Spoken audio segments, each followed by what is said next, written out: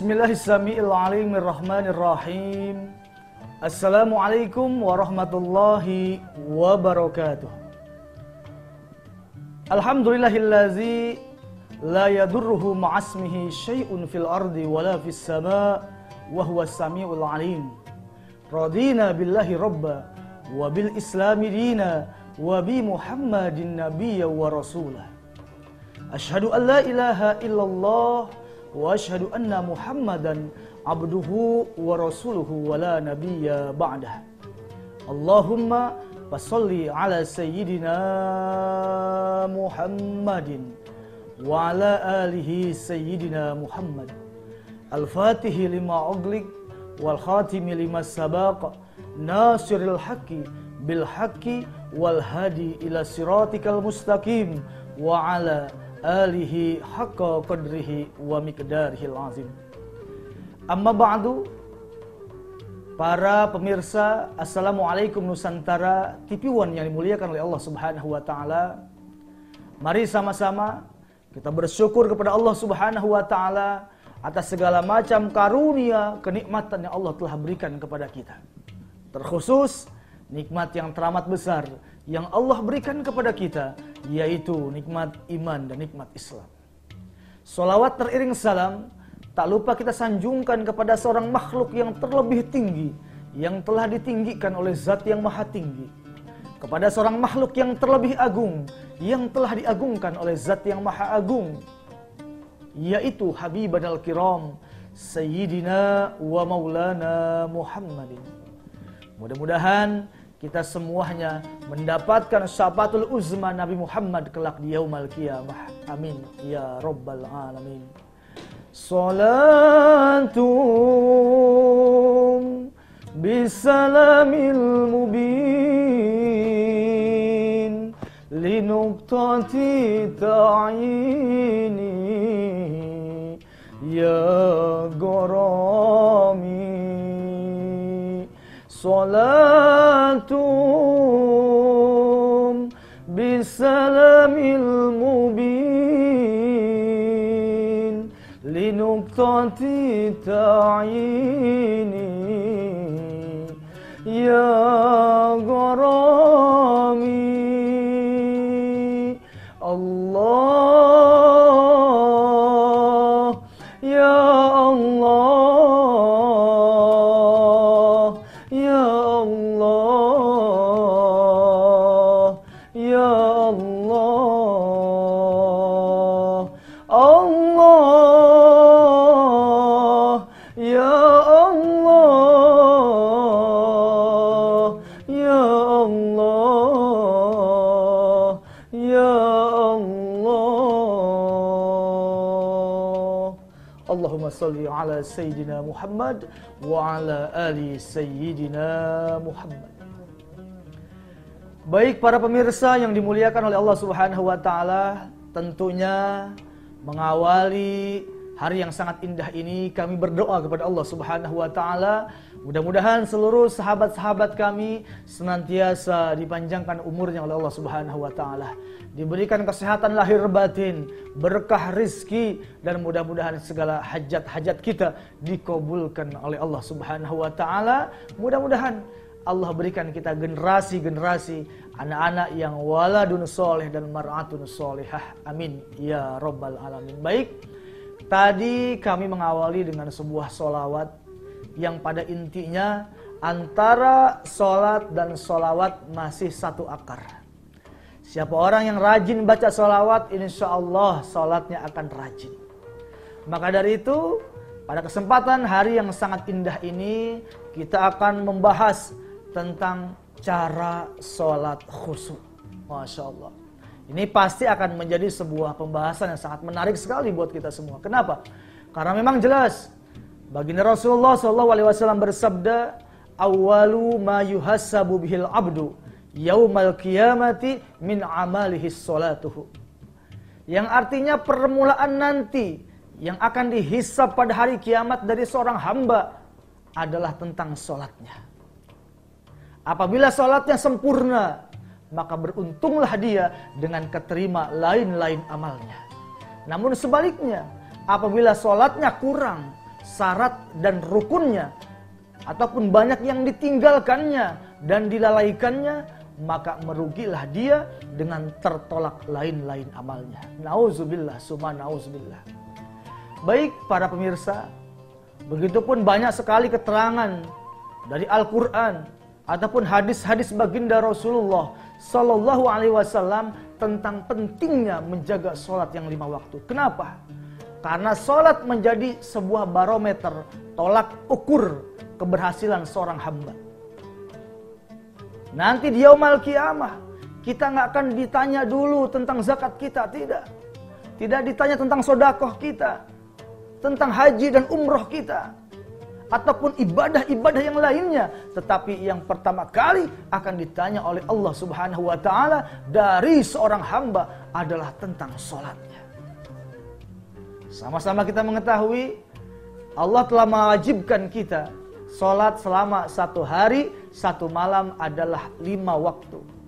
Kalau kita baca keterangan, kita tarik kisah mundur ke belakang, di awal pertama kali turun perintah sholat 5 waktu, yaitu ketika baginda Rasul Isra wal Mi'raj. Di situ awal turun adalah 50 waktu, Masya Allah. Kemudian turun ketemu para nabi-nabi sampai akhirnya Allah memberikan ketentuan sholat sehari semalam sebanyak 5 waktu. Dan insya Allah pahalanya seperti 50 kali kita melaksanakan sholat. Amin ya Rabbal Alamin. Maka dari itu, di sini ada beberapa tips yang ingin kami sampaikan kepada para jamaah. Bagaimana sih supaya kita bisa sholat khusyuk. Yang pertama tentunya, untuk sampai kepada tingkat kekhusyuan sholat, hadirkan Allah ketika kita sedang melaksanakan sholat. Ini yang pertama. Ya, sebagaimana makna ihsan, anta'budallaha ka'annaka tarahu, fa'ilam takun tarahu, fa'innahu yaraka.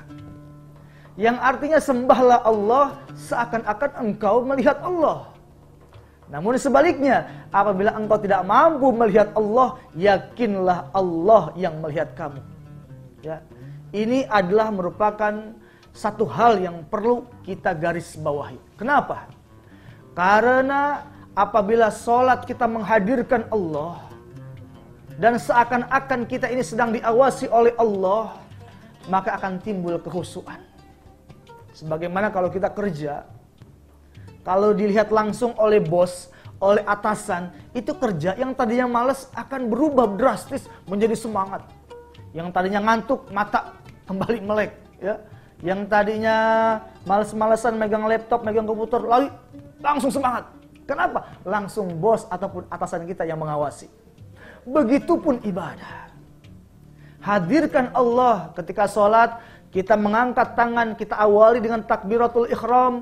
Allahu Akbar. Apa artinya? Allahu Akbar, Allah yang maha besar. Ketika kita sudah mengangkat tangan kita, melaksanakan takbiratul ihram, maka yakini dalam diri kita, yakini dalam hatimu bahwa semua selain Allah kecil.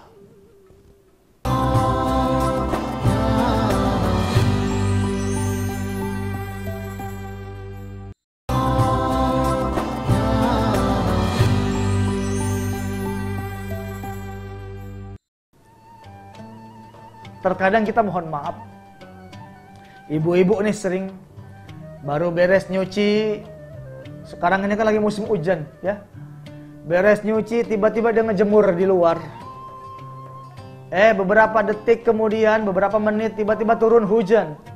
Pas turun hujan berbarengan dengan dia sedang melaksanakan sholat zuhur, baru 1 rakaat lagi, Masya Allah ya, baru 1 rakaat melaksanakan sholat zuhur, tiba-tiba bunyi suara turun hujan, gericik-gericik.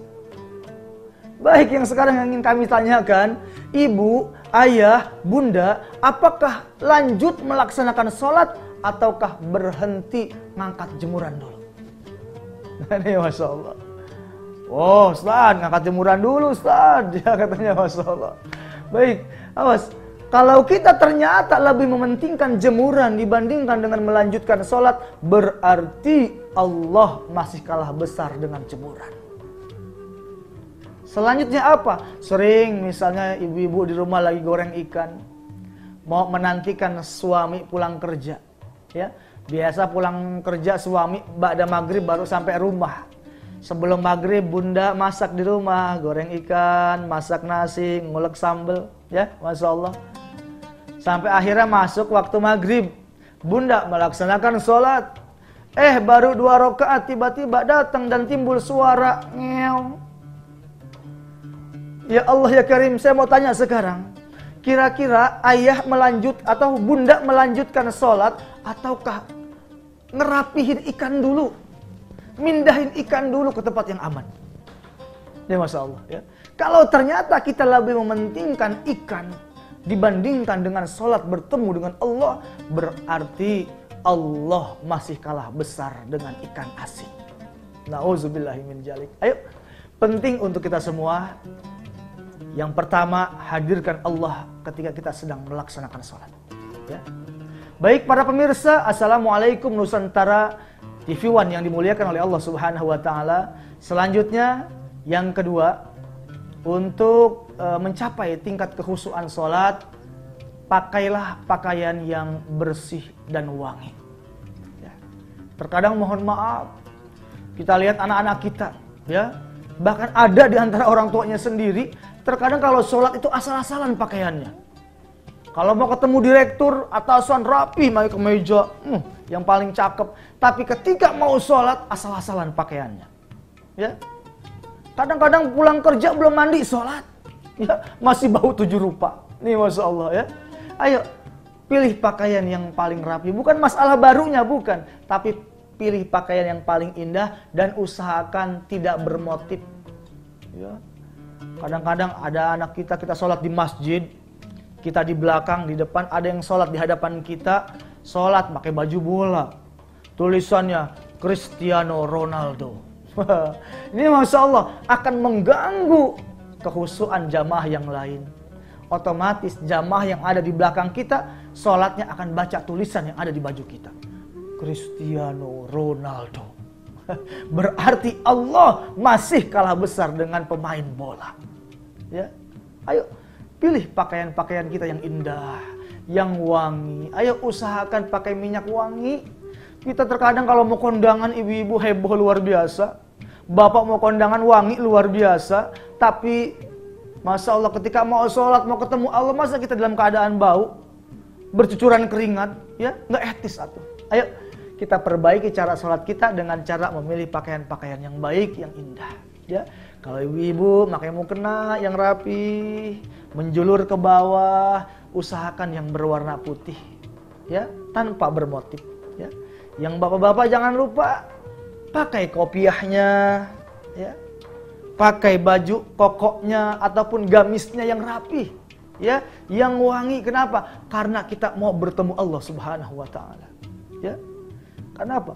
Orang yang sholat itu adalah, jadi jarak terdekat antara Allah dengan seorang hamba adalah ketika sedang sholat. Lihat dahsyatnya sholat. Ketika kita sedang sujud, yang kita berbicara di bumi, tapi suara kita terdengar di langit. Ya.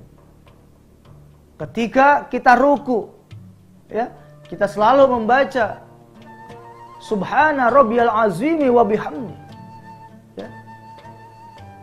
Kita memuji Allah Subhanahu wa Ta'ala dengan kemahaagungannya dan maha kemuliaannya. Saudara kaum muslimin wa jumratus sholihin, para pemirsa yang dimuliakan oleh Allah Subhanahu wa Ta'ala, inilah pentingnya kita memilah-milih pakaian yang mana yang sesuai dengan syariat dan pakaian-pakaian yang mana yang tidak sesuai dengan tuntunan syariat. Terkadang kita sering melihat ada sahabat-sahabat kita kalau sholat pakai kaos ketat, ya, yang laki nih, ya. Ketika dia ruku ini bagian belakangnya kelihatan. Sampai mohon maaf ini bokongnya kelihatan. Ya. Awas, berarti telah terbuka auratnya. Dan salah satu pembatalan sholat adalah ketika terbuka aurat. Jadi ayo buat para ayah nih, yang suka pakai pakaian-pakaian agak ketat gitu ya, kaos-kaos. Kalau ketika sholat mah ayo diganti atuh. Ya. pakai baju kokoknya, pakai yang agak panjang gitu ya. Supaya apa? Ketika kita sholat, pas ruku ataupun sujud, ini bagian belakang kita nggak tertarik ke atas. Kenapa? Karena kalau bagian belakang tertarik ke atas, maka otomatis aurat kita terbuka, maka batal sholatnya. Ya. Baik para pemirsa yang dimuliakan oleh Allah Subhanahu wa Ta'ala, selanjutnya poin yang ketiga untuk khusyuk dalam melaksanakan sholat adalah berusaha paham ataupun tahu dan mengerti terhadap surah yang kita baca. Ataupun kalau kita sholat berjamaah, misalnya ada seorang imam baca surah Al-Fatihah. Dia mulai dengan baca Al-Fatihah. Bismillahirrahmanirrahim. Maka untuk sampai kepada kekhusyuan sholat, si makmum ini harus tahu artinya. Tapi ingat, jangan diucapkan ya, cukup disebut di dalam hati. Bismillahirrahmanirrahim. Hati kita berbicara dengan menyebut nama Allah yang Maha Pemurah lagi Maha Penyayang. Tapi ingat pemirsa, garis bawahi, jangan disebut oleh lisan, tapi ucap di dalam hati kita. Kalau diucap di lisan, batal sholatnya. Kenapa? Karena itu bukan bagian daripada kalimat-kalimat yang dibaca ketika sholat. Ya.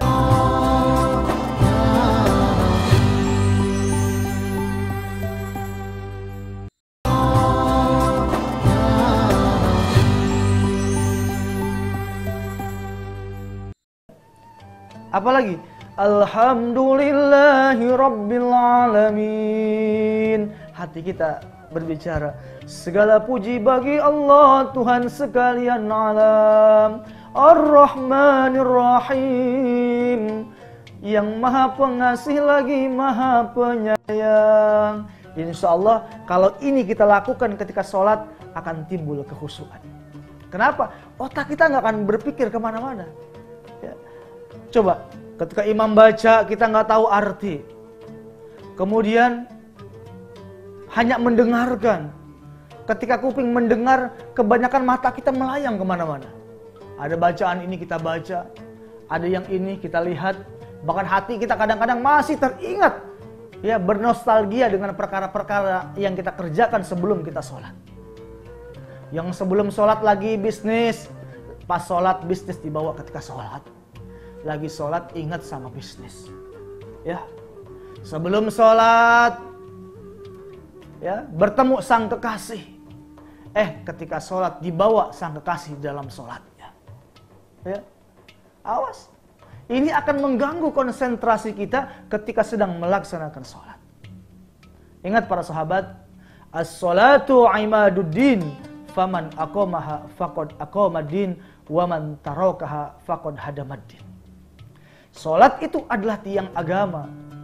Siapa orang yang mendirikan sholat, berarti dia telah mendirikan agama.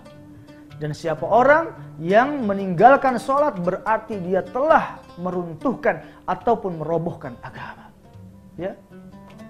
Bahkan Nabi memberikan satu peringatan yang sangat keras. Man taraka sholata muta'ammidan faqad kafara jihara. Siapa orang yang meninggalkan sholat dengan sengaja, maka kafirlah dia dengan nyata. Masya Allah.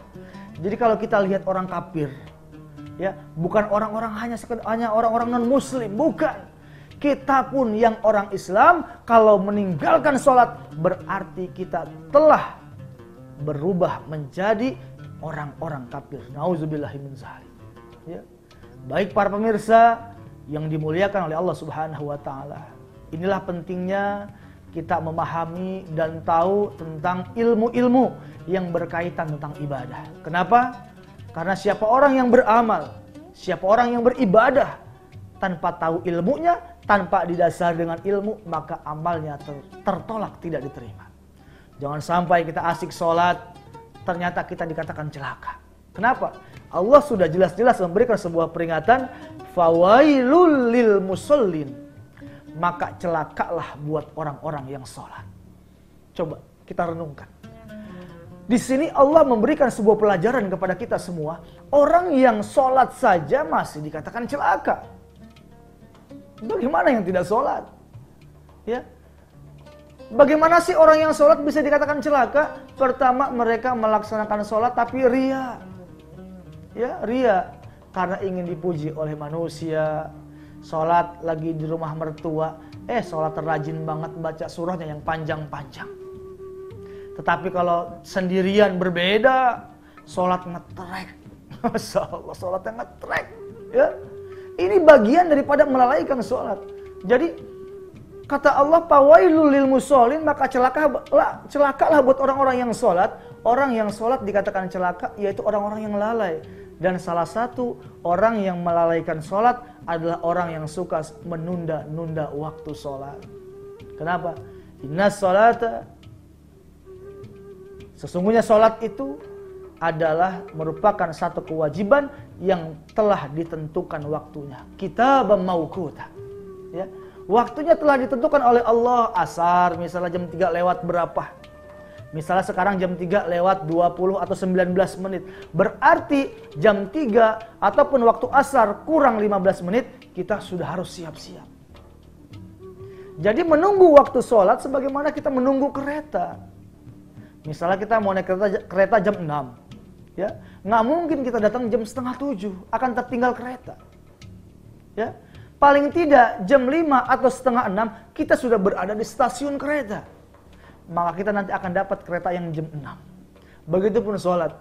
Sholat asar jam 3 lewat, jam 3 pas kita sudah berada di masjid. Subuh jam 4 lewat sampai 4:30, berarti jam 4 kita sudah berangkat, bersiap-siap untuk melaksanakan sholat subuh. Ya, kenapa? Orang yang suka menunda-nunda waktu sholat dikatakan celaka oleh Allah Subhanahu wa Ta'ala. Nauzubillahi min dzalik. Mudah-mudahan kita semua termasuk orang-orang yang beruntung dan bisa melaksanakan sholat tepat pada waktunya. Baik para pemirsa, jamaah yang dimuliakan oleh Allah Subhanahu wa Ta'ala, maka dari itu sebagai sebuah kesimpulan dari beberapa perkara yang telah kami paparkan, maka penting untuk kita semua, ayo sama-sama kita perbaiki kualitas ibadah sholat kita kepada Allah Subhanahu wa Ta'ala dengan cara hadirkan Allah ketika sholat, paham tentang surah yang kita baca, dan kemudian ayo pakailah pakaian yang indah, yang wangi ketika melaksanakan sholat. Insya Allah sholat kita benar-benar menjadi sholat yang dikatakan khusyuk dan mendapatkan kedudukan yang mulia, tinggi di hadapan Allah Subhanahu wa Ta'ala. Dan juga kita bermohon kepada Allah Subhanahu wa Ta'ala, mudah-mudahan bil wasilah kesempurnaan sholat yang telah kita lakukan sampai akhirnya Allah terima seluruh rangkaian ibadah-ibadah kita yang lain. Zakat kita diterima, sodakoh kita diterima, umroh dan haji kita pun diterima oleh Allah Subhanahu wa Ta'ala. Amin ya rabbal alamin.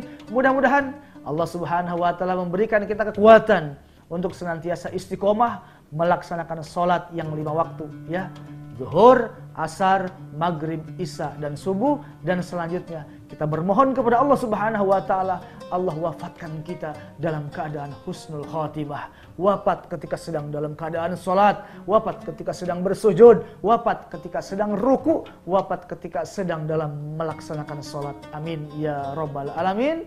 Terima kasih, mudah-mudahan uraian singkat ini ada manfaatnya. Yang benar dari Allah dan yang salah semata-mata kekhilafan diri Al-Fakir sendiri. Wallahul muwafiqil aqwamit thoriq. Assalamualaikum warahmatullahi wabarakatuh.